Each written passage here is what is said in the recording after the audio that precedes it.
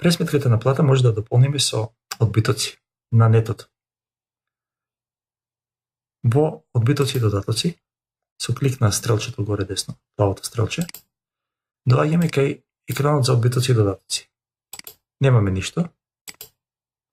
Плюс 1, еве например, судска забрана.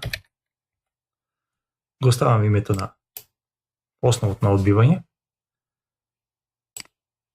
И сега ќе ставиме вработени, например, 3, 4, 5 и ставиме одбиток. Може да ги бараме вработените. Еве, 3, 4 и 5. И на крајот само износ 1200, 2200, 3200. Вака внесени, се уште не се одбиени. Ако погледаме пресметката, во колоната одбитоци немаме ништо. Со клик на рефреш, освежи целата пресметка, овие ќе бидат регистрирани. Значи, има пресметано 16.000 нето, а 1200 е одбиток. И за исплата ќе има 14.800. Со клик на тој ред, веднаш кај одбитоци ни се дава листата на одбитоци. Еве, тој има судска забрана. Ако сакаме да одиме таму, може овде двоен клик, не носи кај тој ред. Овде не е 1200, ги ставиме и 1, например. И сега пак треба рефреш. Или еден рефреш, ако сакаме само за него, или за сите. Може да имаме ситуации евак. Да имаме автоматски кредит. Автоматски кредит, обично, еве ќе ставиме плюс 1. Осигурување. Овде нема да пишуваме шифри, ќе ставаме фиксен износ. Например, 100 денари. Значи, едноставно, број 2 е осигурување по 100 денари. Кај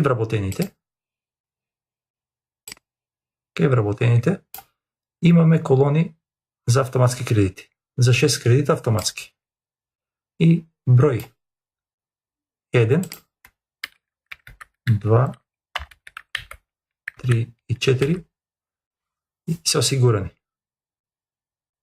Значи овде го пишуваме бројот на кредит, на автоматскиот кредит. На целосен рефреш, автоматските кредити се ажурираат и се додаваат во листата. Еве, осигурувани. Значи сега, овој вработен има вкупно одбиток 110. Значи, ова и ова. Значи, ова листа се автоматски се пополнува со вработените што имат пресметка.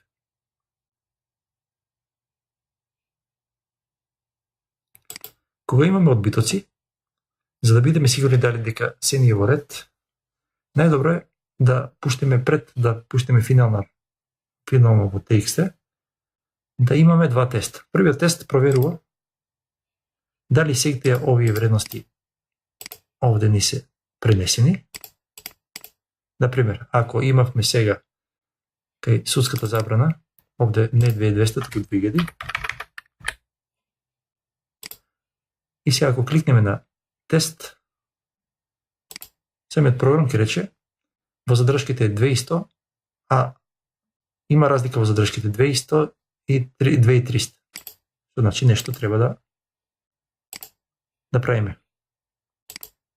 Сега во ред. И уште еден тест има. Можно е да имаме некој заостаток, например број 50, му се провлекува некој одбиток од 100 денари, ние нема да имаме представа дека тој не е ни во списокот, тој напуштал пред некој период, а овој тест поминува, одиме кај одбитоците, вториот тест вели не постои пресметка за тој вработен. Едноставно ни кажува дека треба да си ги средиме работите. Ќе го избришиме од овде, овој тест во ред сега. Сега не се пресметките ни се во ред. Ако погледнеме исплатното листе за вработениот, пресметката му е ефективна плата толку, одбитоци 2100, ги има основите на по кој одбиток. Значи мора да биде транспарентно.